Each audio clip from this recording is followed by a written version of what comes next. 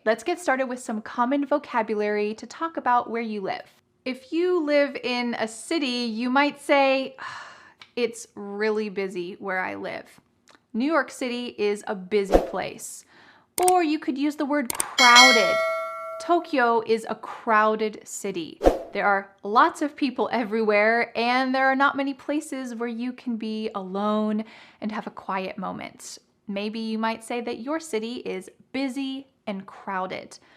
What's the opposite of this? You can say, Stockholm, Sweden is a relaxed city. It's a quiet place. I don't know, I've never been to Stockholm. If you're from Stockholm, Sweden, let me know. But you might say, where I live is just a relaxed place. Or we can say it's relaxing. If you come visit where I live, it's very relaxing and quiet. Maybe that's because it's in the country. Let's go on to these two common words to talk about the type of place you live. You might say, yeah, I live in Delhi, India, and it's one of the largest urban areas in the world. There are so many people here. It's busy, it's crowded, it's an urban area. And this means it's the city. It's quite busy, it's crowded, it's an urban area. There's not many trees, not much nature. But on the other hand, you might say, I live in the country.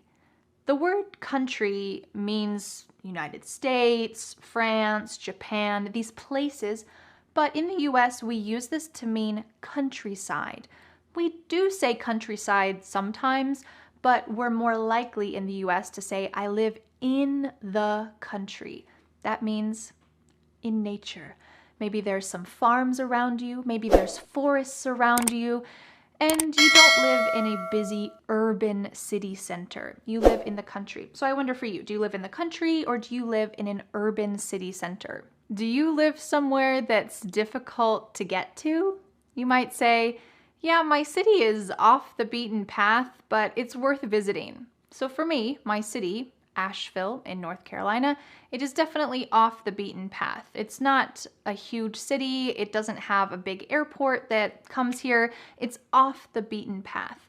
But if you want to check out some other local sites in the US, it could be nice to visit. It's off the beaten path. This also can be used to talk about locations within a city. So, if you visit Paris and you go to the Eiffel Tower and then you get hungry, well, the places that are close to the Eiffel Tower to eat, those are what we call tourist traps. Those places are only for tourists. They're extremely expensive. They're not high quality. It's just to trap tourists. But if you want to eat at a great location, you might go somewhere off the beaten path. This is somewhere that not many other people go to, and it's an expression that's great to use about like little secret local locations. So when I visit your city, I might ask, are there any places off the beaten path that I can visit? Are there any restaurants off the beaten path that only locals know about? What is something off the beaten path that I can do? Let's say that where you live is not extremely popular, but it's becoming more popular. Maybe because of the pandemic last year, people are traveling to different types of destinations.